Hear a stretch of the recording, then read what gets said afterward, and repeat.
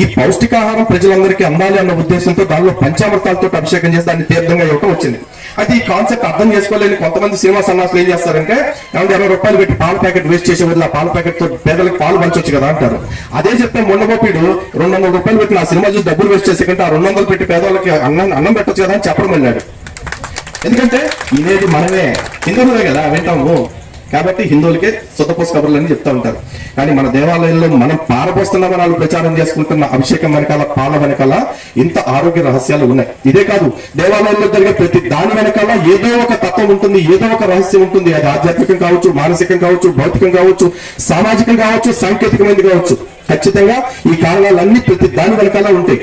కానీ ఆలయానికి వెళ్ళిన ప్రతిసారి ఆ గుడి మనకి ఏదో ఒకటి చెప్పాలని ప్రయత్నం చేస్తూనే ఉంటుంది.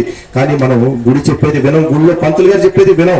ఇంకొంతమంది ఈ మధ్య గుడికి వెళ్ళిపోయి లోపల కూడా వెళ్ళట్లా, బయట నుంచే ఫ్లయింగ్ కిస్ వేస్తున్నారు దేవుడికి. Flying kiss